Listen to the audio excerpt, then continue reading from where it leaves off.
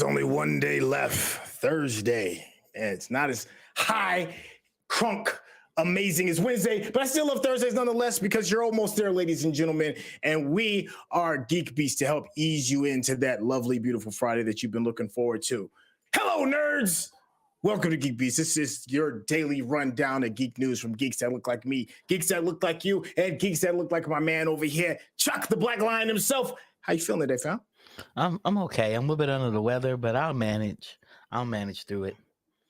Well, look at you over here muscling through it, man. Yeah. Jordan in the flu game. I was just about to say, man, is this going to be your flu game cast right today? Game, maybe we'll see. Jordan in the flu game.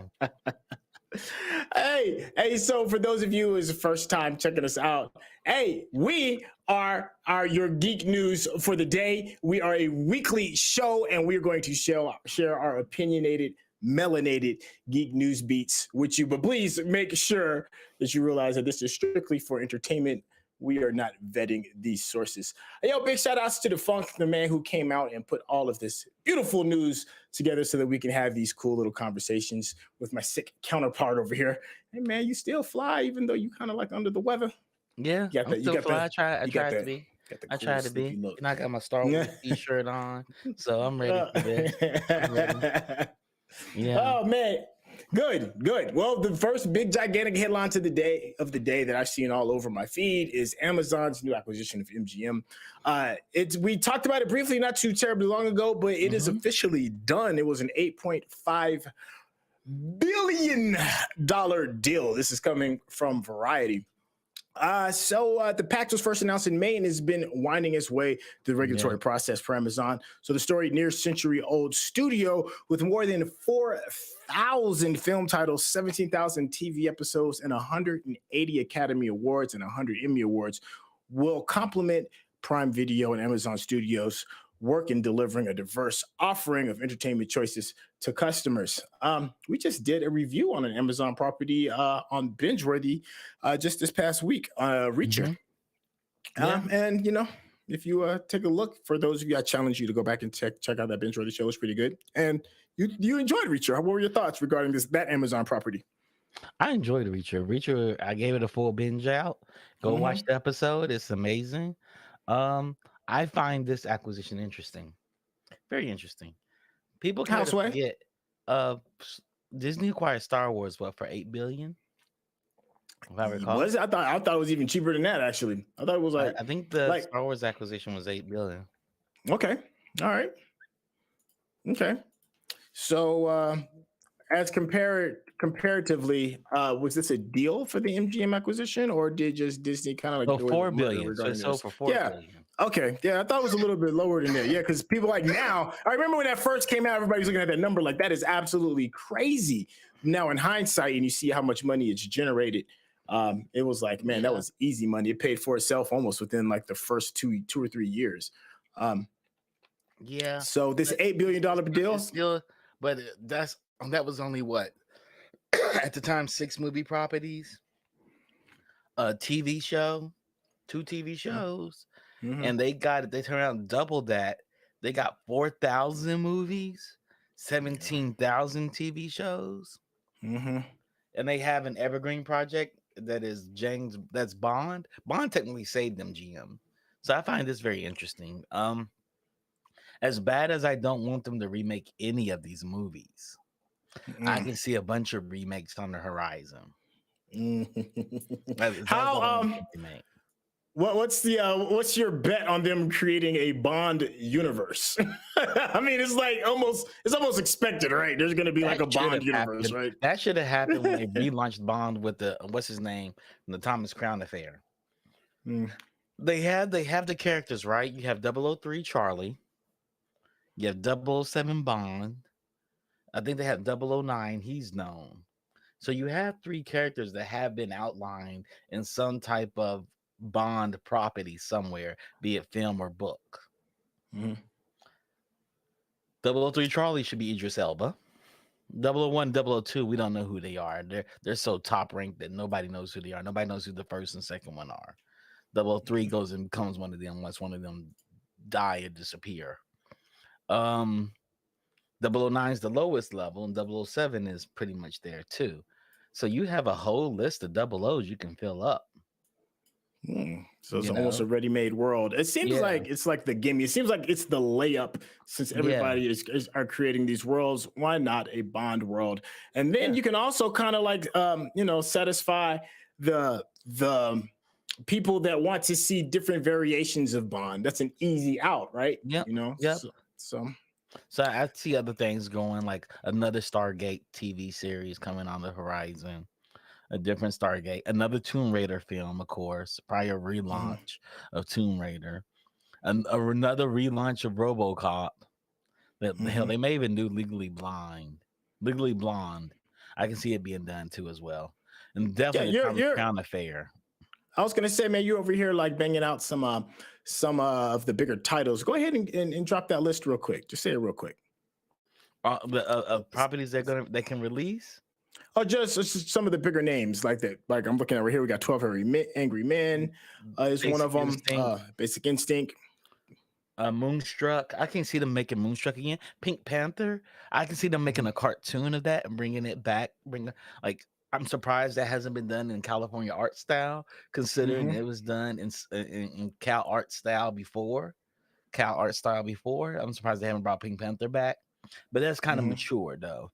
Um, Right, I can see Silence of the Lambs being redone and creating a whole world around Hannibal Lecter and those cast of characters they've had in there.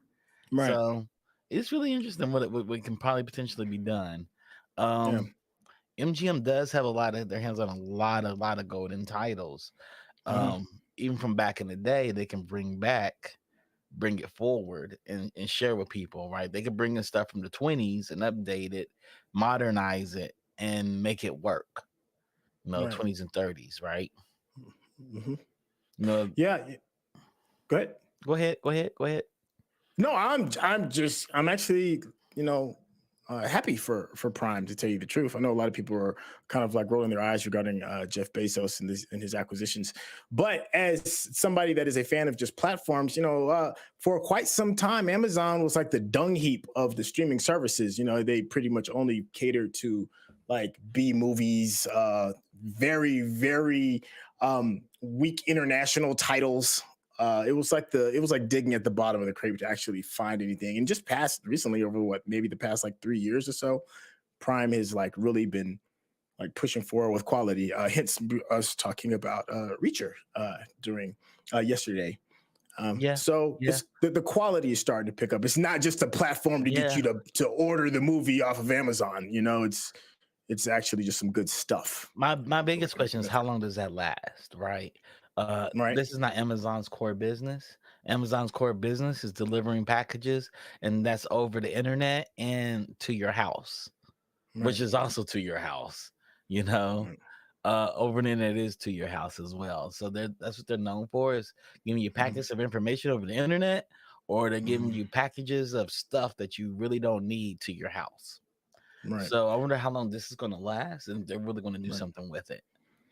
I'm really I'm curious. I'm I'm curious too because to me, like Netflix is more or less a distribution center uh Mhm, than it is like a studio per se. mhm. I'm It sure is. they'll find somebody else, a third party, to handle the studio stuff, and it's just for them to get people on the platform. So is what But is what I'm assuming. Netflix is ramping up studio. That's what's interesting, Hmm. right? They're Hmm. hiring some of the Okay. best people in the industry across the board to come and build a studio for them, because they pay people like tech company, not pay people like Hollywood money. Right. So, Keep it in house. I mean, yeah. So you could that's take what a I'm note out saying. of Netflix is Tyler going to Perry's be the book. largest content creator in the world. That is one of their goals, to be the largest studio in the world. And they pretty much Huh. are having it. They've locked down Nigeria. They've locked down Spain. They locked down Latin America. Only thing they haven't locked down is America yet, and that's just a matter of time. They're hiring all the right Mm, people. The animation division's hiring all the right people. mm, They kick out just as much anime from Japan as an anime house at this time. mm. So Well, the quality is getting bigger. I mean, you might have yeah, answered your own yeah, question with how long is this going to last? It sounds like yeah. they've got a pretty long term plan. Yeah, yeah, I Um, don't know, because they put all the power in the creators, right? Netflix's things like we give the power to the creators. Usually, a great product comes by from critics too that work at the companies. It's somebody coming along telling the creator, "You may be Michael B. Jordan, but you ain't really made no film before." I've watched a million films, and every film that I say is a hit is a hit. So you need to go back and re-edit this. So they need somebody like Feige or Figgy in order to kind of they do need that. make sure the quality holds up the truth.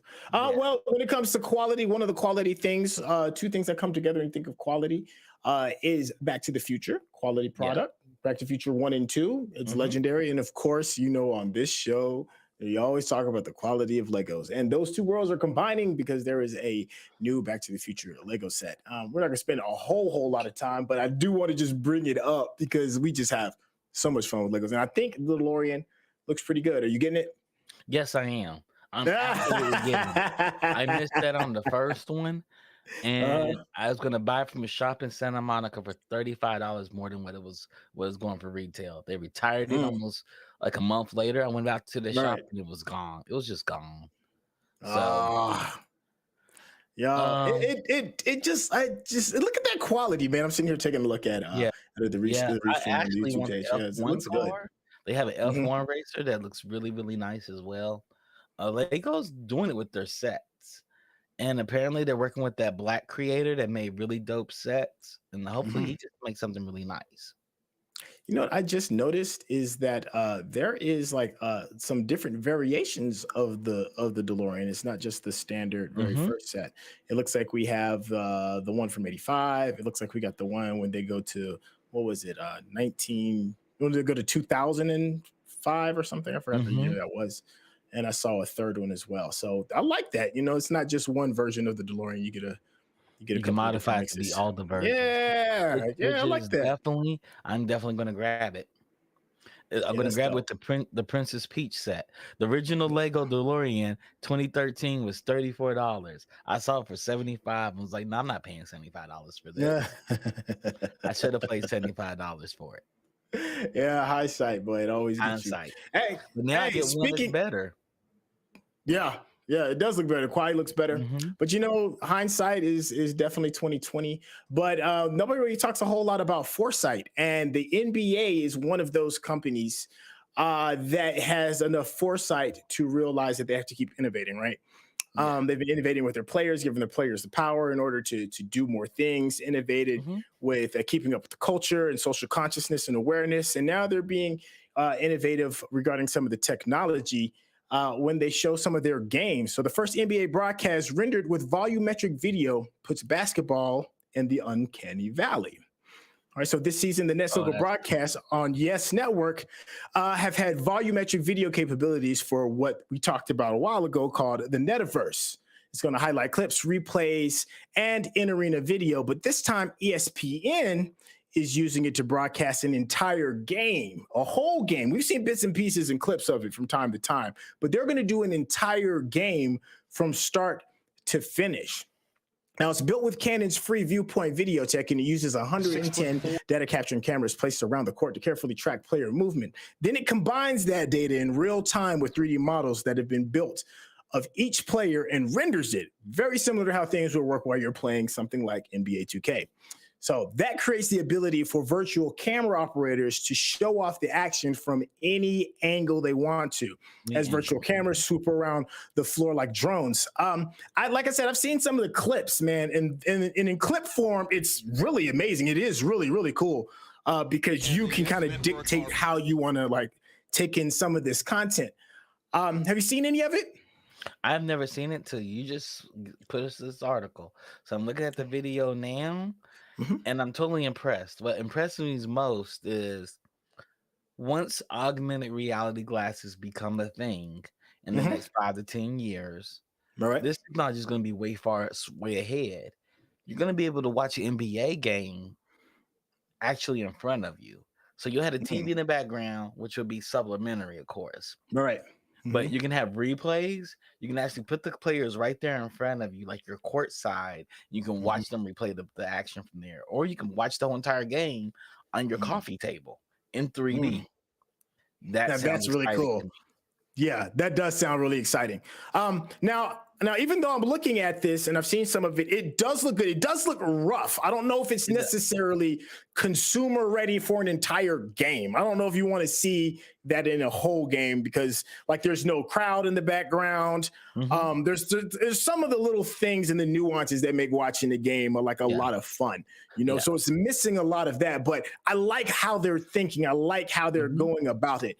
Let me get back to let me get to the chat real quick, and I'm gonna let you ask this question real quick. And of course, if you're watching this on Restream or listening to this on podcast, please check us out live because then you get a chance to interact with us, and we'd love to talk about the people in the comments as they drop us our questions. Case in point, Defunk, yo, what's going on with you, my guy? He said this kind of real time. Sorry, excuse me. He said this kind of real time volumetric capture of sports is one of the Unity's biggest tech pushes right now. All right, Chuck, I didn't mean to interrupt you in the middle of that. I just want to make sure I agree. We satisfy some of everybody's questions. This volumetric captures gives us one step closer to augmented reality in home.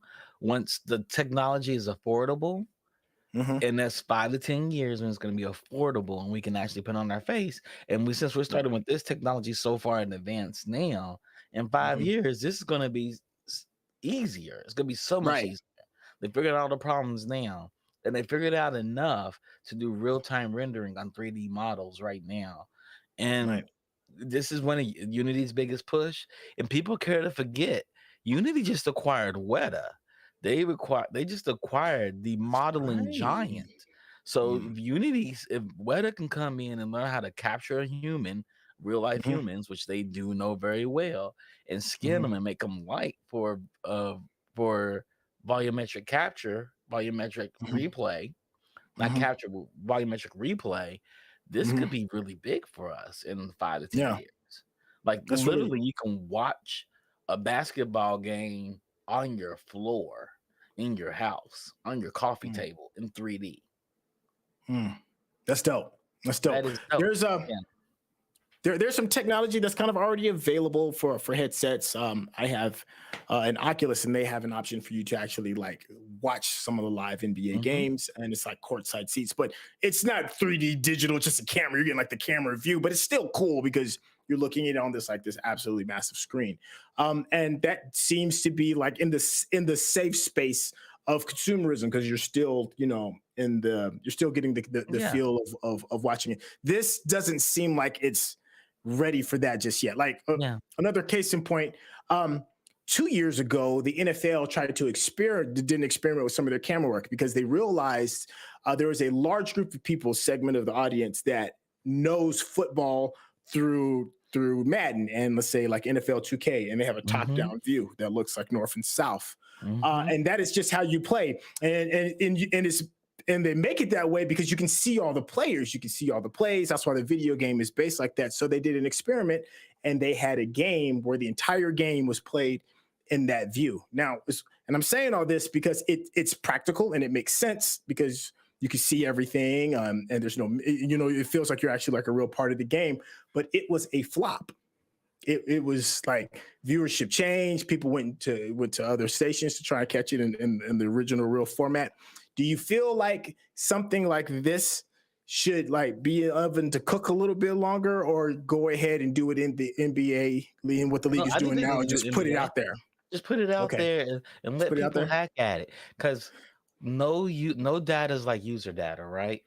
For example, let's talk about Hades, which got Game of the Year last year.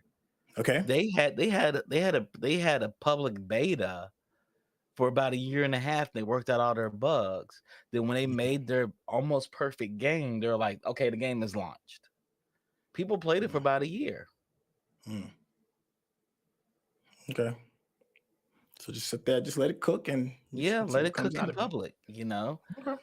There's no reason to hide any technology. We're all used to open source software.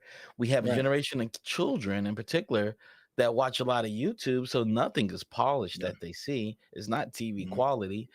They understand things release half broken, and then they just let it cook. I mean, Fortnite cooked. It came out as one type of game, failed. Then when they brought it back out, as a different type of game, and it worked. Good point. And they've been cooking that game in front of us the whole entire time. Very So good point. I think this is good. I think this is very positive. And they know that not a lot they're not selling you a piece of hardware that's super expensive for it to go with it. That's very true. Get it, get it. That is the That's barrier that. to entry So there's no is so buyer considerably remorse. lower. There's no Yeah, buyer remorse. yeah, no, that's very true. That's very, very true. So it just Um, makes sense. speaking of new things, and we can go ahead and close this last one out on the tech front, and that's dealing with Mhm. NASA. So NASA is going to roll out its new mega rocket, the Space Launch System, for the first time. Mhm. So earlier this afternoon, NASA will begin very slowly rolling out the process of its new brand new rocket, the Space Launch System, transporting the fully stacked vehicle out of its primary launch pad at the Kennedy Space Center. Uh, and it's a major moment for the rocket, which has been in development for the last decade. But after numerous delays and hiccups, the vehicle's launch may finally be on the horizon. This to me sounds like NASA is finally trying to, put the ball in their own court regarding rocket technology, because it does seem like they were going to like third parties, right? Like they're going to other We're going to people third in parties. order. Yes. Yeah, I think this is good. I'm glad they decided to do this. They should have did it a long time ago. But late it's better than never. yeah, yeah. I mean, it looks like. Are we going back to like capsule systems? Because if you look at the picture that was shown previously, it looked like the old school like Saturn V rockets, right? And the old Gemini, Mhm. Apollo, Mercury days. Well, not Mercury. Mercury didn't use Saturn, but the Apollo used Saturn V rockets. It It looks does look like like that. capsules. I It mean, does look like some that. of It doesn't. Yeah, it doesn't the look like a jet. It doesn't look like yeah. a shuttle. Mm. You So know.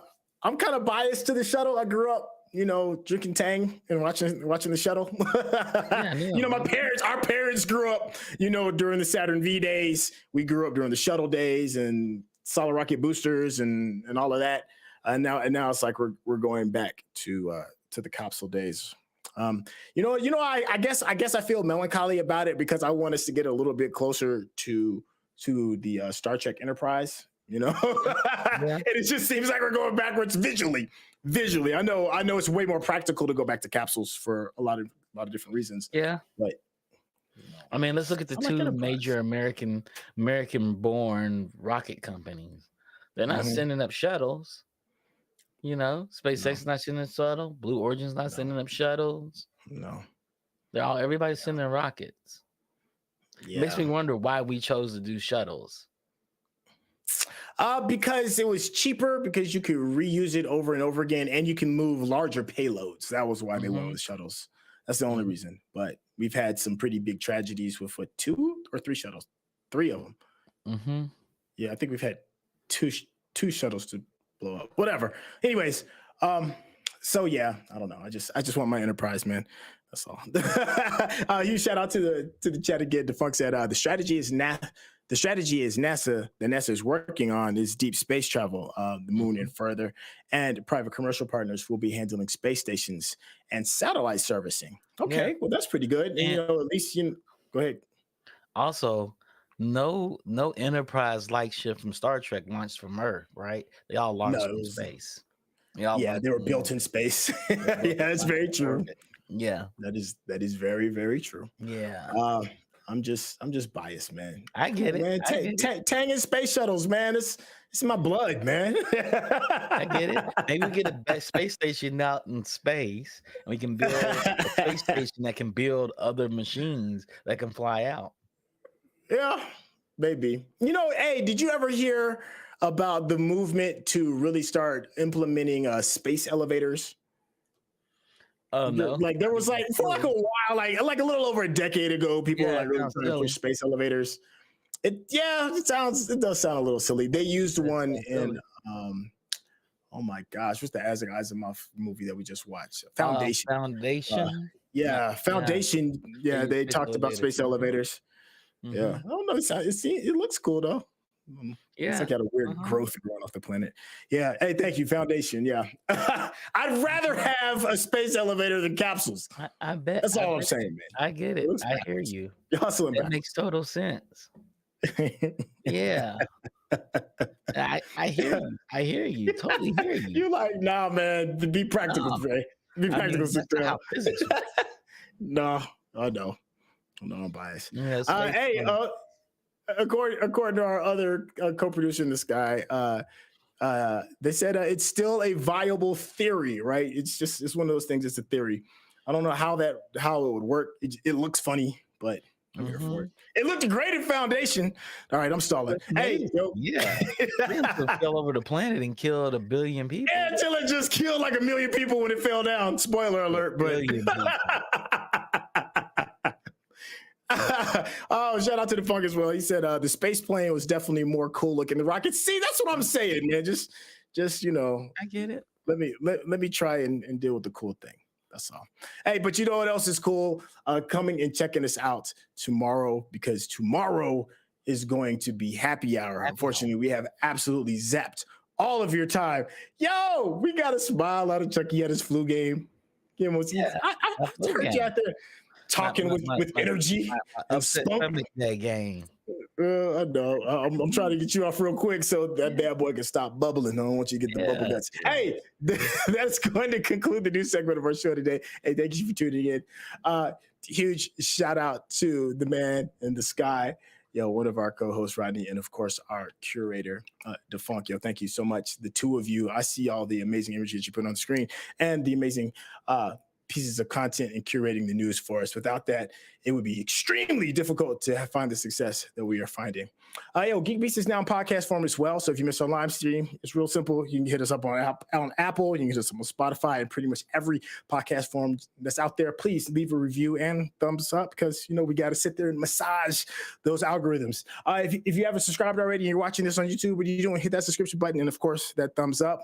We're all trying to massage that algorithm again. You can catch us on /Geekish Network on YouTube, and you can also catch us at /Geekish Network on Facebook as well. Hey, for our old school heads, the Twitch stream is still up and running. It's just not this exact content, but it will be game content. Please keep your eyes peeled this Saturday, because I think Sunday, because me and Chuck are going to be battling it out in some. I don't know what it's going to be, but it's going to be something. We're still going to be having. Exactly. We still. We're gonna beat your ass. Nothing incites anger like Mario Kart. It might have to be one of those. I need somebody breaking the controller at the end of it. I'm not. You can also check out. You can also check out charity streams on Twitch as well. If you have Amazon Prime, and you should, we just got done talking about how Amazon's going to take over the world. Well, you can go ahead and use your Amazon Prime account and link to it using Prime Gaming. It costs you nothing, but it's going to help us out a whole lot. Like we said, tomorrow is going to be happy hour. It's going to be really kicked back. Sometimes we have special guests. Sometimes it's just me and Chuck. But regardless, it's going to be tons of fun, very relaxing. Make sure you're sipping on something while you're hanging out with us. I think that's going to wrap up Thursday. Hey, y'all almost there. Friday's right around the corner. Hey, boss man, what you got to say to the people? Good night, and we'll see you tomorrow. How we do. We out.